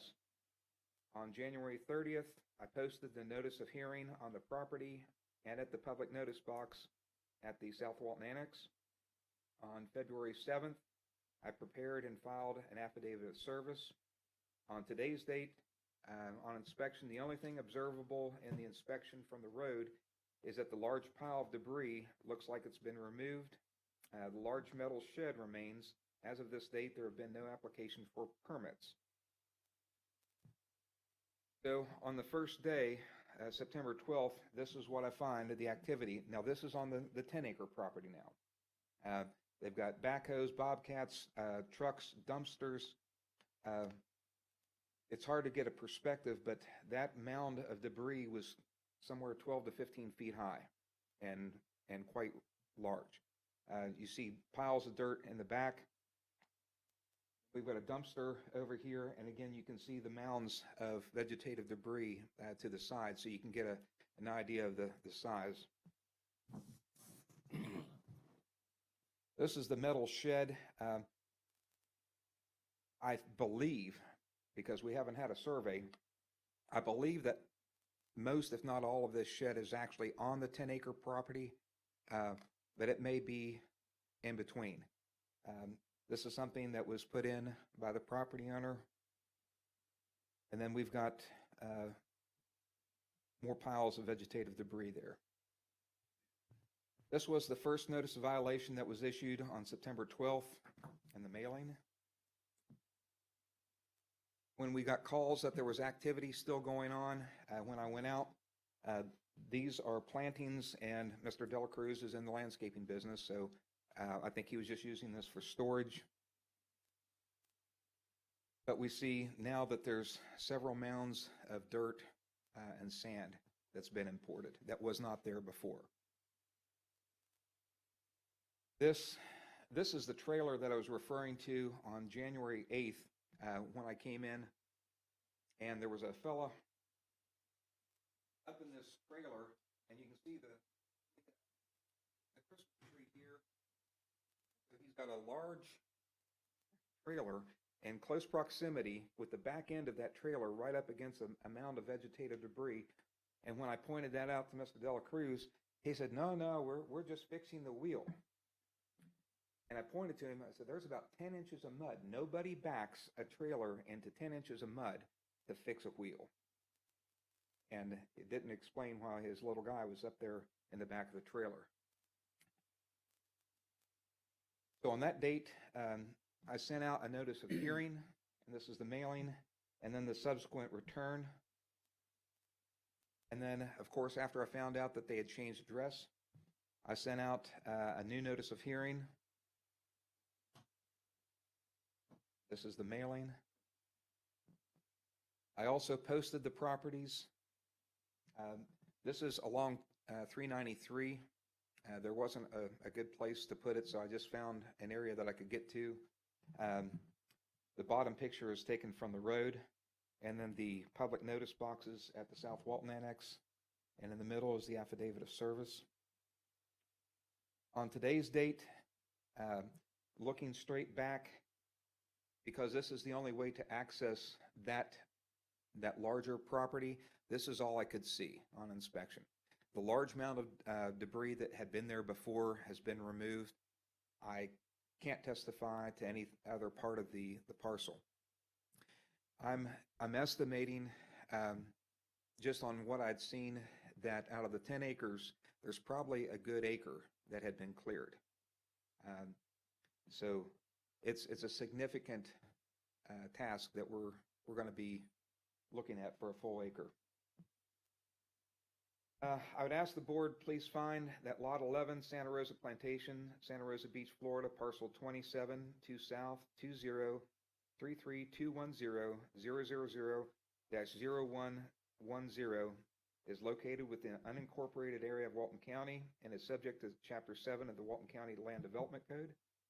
I'd ask that you find the violations of the Walton County Land Development Code 1.13.00, 1.1309E, and 2.01.02, 2.01.03 do exist on the property. Please find that the proper notice of the hearing was given to the respondent. I'd ask that the respondent is to correct the violation within 90 days of the date of this order, which will take it up to May 20th of 2020, and that the respondent is further ordered to contact the Walton County Code Enforcement Department to arrange for a reinspection of the subject property to verify compliance with this order. Finally, that if the respondent fails to comply with the above actions or fails to bring the property into compliance with the applicable codes, ordinances, and regulations according to this order, the board assesses a fine of $250 a day until the property is brought into compliance. I know you're going to ask, why 90 days? This is not going to be an easy fix at all. It's not just a matter of taking everything out and submitting a restoration. There are wetlands on this 10-acre property. So they're most likely looking at DEP permits, and there's going to be some technical issues that are going to be involved. And that's why I think 90 days will get them through pretty much the administrative process that they need to do. But at this time, I'd ask that you accept my presentation and testimony into evidence. I do so. Okay, questions then? Anyone? Are there any federal violations? If you said there's wetlands and everything there and they went ahead and cleared it? There hasn't been a wetland delineation I haven't seen. I know that they're from the mapping, and those aren't 100%, so I can't give any veracity to exactly where those begin, but I know that there are wetlands. There probably will have to be federal or DEP state permits, but that's his process. That's a big deal. Yes, sir, and that's why we're going with the 90 days to get this started. The only problem about that is it puts off the fine for 90 days. Yes, sir. But I look at it as our job is compliance. And if the resolve or the resolution is going to take a reasonable period of time, if I give that person, and true, they've had since September to get this started. And I understand where you're going. I feel the same way. But once this process starts, I feel that we have to give them a reasonable time to become compliant. And then I'm all about going full bore.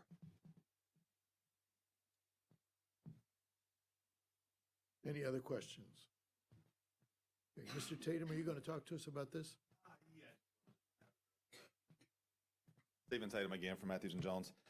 To answer, or maybe to address your concern about the fines needing to accrue now, or thinking that maybe they should, I'm not asking you to take pity on the man, but he really, I think, didn't understand exactly what he could and couldn't do. And I know Mr. Lynch talked with him several times, but once Ed Stanford got involved, Ed was able to communicate with him and get him to really understand what kind of trouble he was potentially in, especially on this particular piece of property.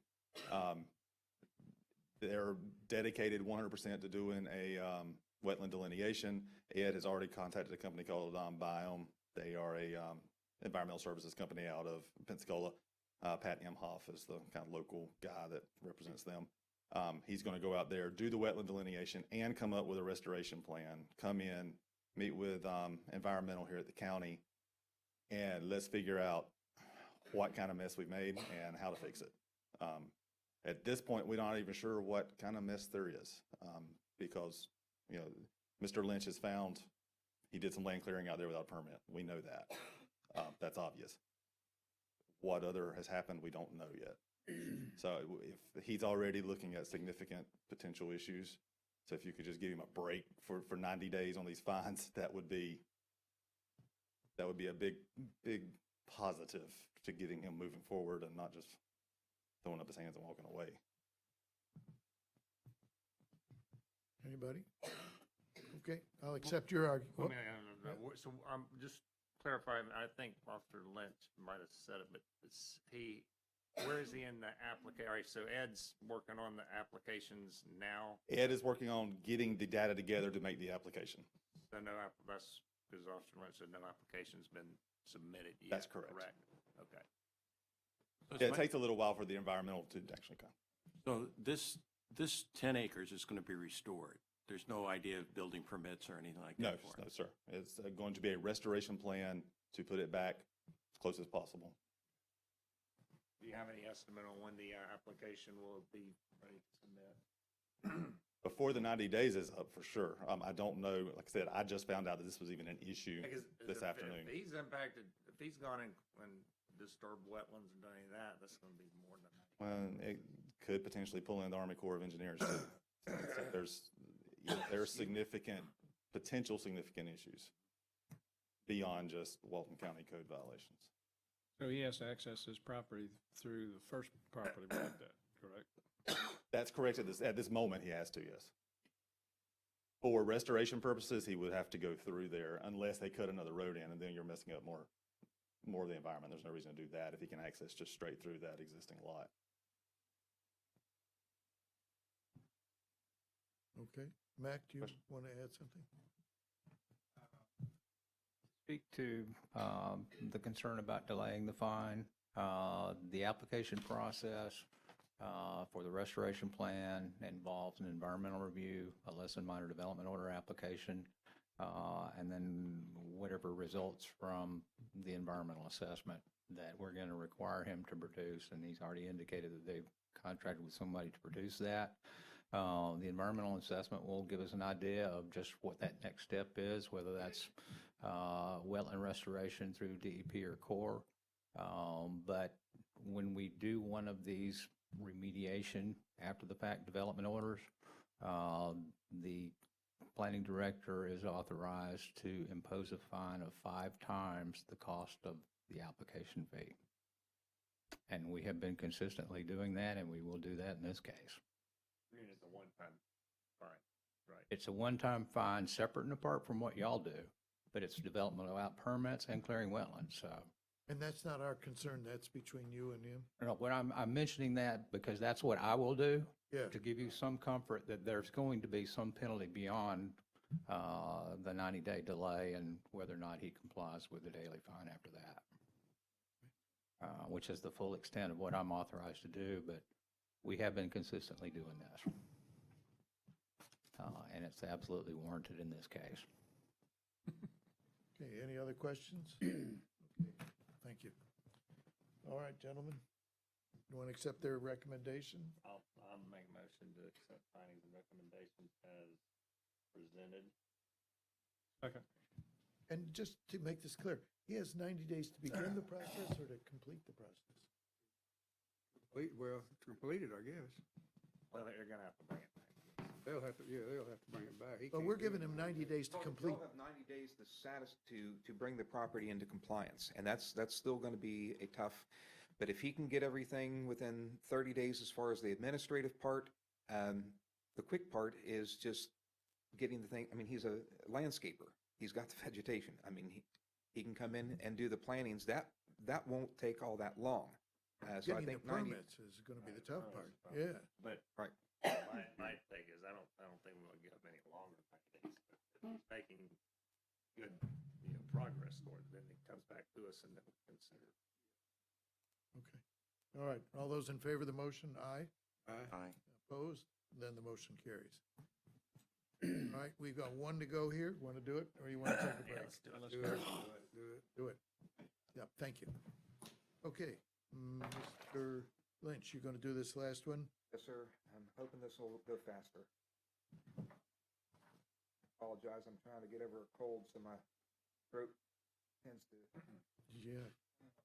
Motion. Yeah, Victor's ready. I understand. Okay, Board, this next case is 19-000171.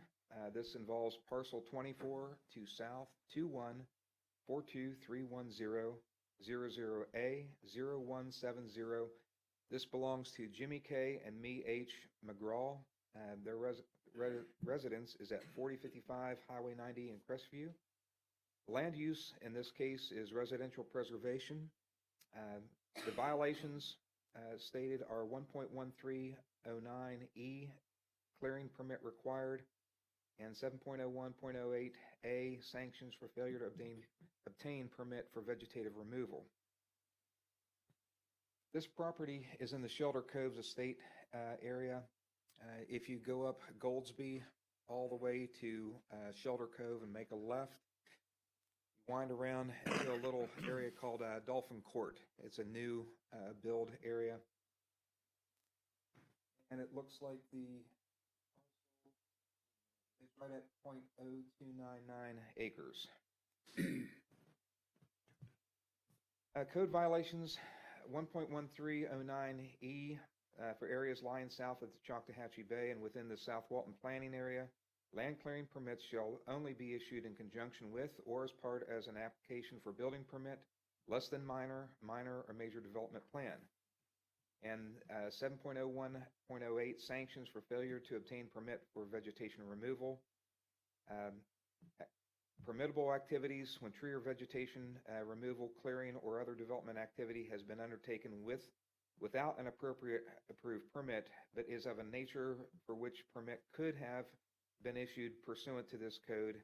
Had an appropriate application been submitted, the violator shall be required to obtain approval of an after-the-fact permit for which such applicant may be required to pay an application fee of up to 5 times the normal rate, as determined by the Director of Planning and Development, based upon the severity of the violation, the extent of the damage, and the applicant's record for previous code violations.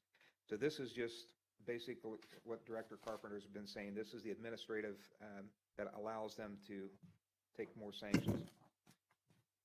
This case started just over a year ago. On January 9th of 19, a complaint was received in regards to an activity of an adjacent parcel that is causing flooding of the complainant's property. Inspection shows that this lot has been cleared of almost all vegetation, and it appears that fill material has been brought in and graded. I prepared and sent a notice of violation to the property owner via certified mail. On January 16th of 19, I received the signed return receipt. I also received a phone call from the property owner, referenced the notice of violation that he received. I explained that his lot was cleared and that there were no permits on file for the clearing. I also advised that the property owner that he would need to talk to a planner to see what he can do to resolve the issue. On January 24th of 19, a complaint was received that the rain over the last night flooded the complainant's property. I'll take a little sidebar here. The original complaint was that the property, the complainant was receiving flood water, and he lives in a low-lying area. Originally, he thought it was a new build across the street because their driveway has a fairly steep angle down to the street, and he felt that initially that's where the water was coming from. I went out there in the pouring rain, and the crown of the road was preventing that water from coming to his side. The water was running down and then going to a vacant lot.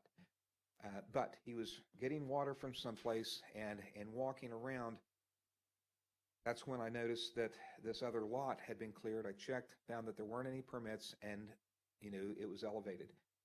But I also went out and checked, and that lot didn't appear to be causing any more water onto his property. But I had a clearing now. So that was kind of the genesis. It didn't originally start with this lot, but in the course of trying to find the water issue, that's where I stumbled upon and found this cleared lot. On June 6th of 19, I inspected the property as well as the complainant's property after a very hard rain and did not observe any evidence of rain runoff from the subject property. There was some ponding on the complainant's property, but it appears to be from the low-lying areas of the complainant's property and general landscape. In essence, he's in a bowl. He's going to have water regardless. On June 7th of 19, I attempted to contact the property owner and left a voicemail advising that several months had passed and there's been no progress on getting a restoration plan established. I advised that the property owner would need to get in contact with me. Several months again, I came back on November 26th, and inspection shows no change. On the 27th, I prepared and sent a notice of violation to the property owner by certified mail with return receipt. On December 10th of 19, I made contact with the property owner and discussed plans to resolve the violations. The property owner advised that he was trying to get financing to build a house and should hear back from his financier very soon. I advised that that I would check back at the end of the month. On December 26th of 19, I received an email from Mr. Aaron Craker advising that he had spoken to the property owner in reference to the options to get his property into compliance. On January 28th of 20, I called the property owner and left a message advising that he needed to call me, reference his cleared lot. I advised that the property owner that he needed to file for a building permit or submit a restoration plan as soon as possible. On the same date, I prepared and sent a notice of hearing to the property owner via certified mail with return receipt, and that was for today's hearing. On that same date, I received a call from the property owner and discussed options to resolve the property issue. The property owner indicated that he had health issues and did not get the financing to build his house as he had hoped. I suggested that the property owner contact Mr. Craker to develop a restoration plan. I discussed the restoration of the property and advised the property owner that his property was scheduled to be on the February 20th, 2020 Code Enforcement Board, and advised that if the property owner was able to get his application for the restoration submitted by the date of the hearing, I would request time for the applicant or the application approval and the plan to be incorporated. The property advisor advised that he would contact Mr. Craker. That's been it. On today's date, inspection shows that there's been no change in condition, and as of this date, there are no applications or permits. I've talked to the property owner multiple times, and I've tried to give him every benefit of time, and I understand his circumstances, but there's just been no progress on this case. When I first went out, Sorry, when did you talk to him and he said he would contact Aaron? on a few occasions. Well, I mean the latest one, what you're talking about. You just mentioned it. I told him on January 28th. That was the latest. That's when he said he would. Okay, that's the latest one. All right. 3 weeks. So on the first date, on January 9th of 19, this is the conditions. Pretty stripped of vegetation. There's the soil is built up, so that's why it led me to think that fill material had been brought in. That was the notice of violation that I posted on the property. This is the notice of violation that was sent to him on that same date by mail. He did receive that, and that's a return receipt.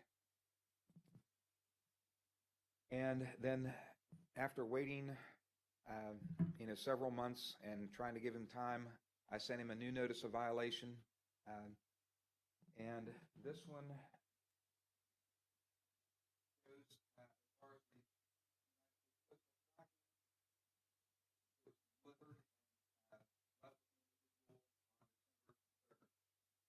not get the green card back. Sometimes we get them, sometimes we don't. When I don't get them, I use the Postal Service tracking.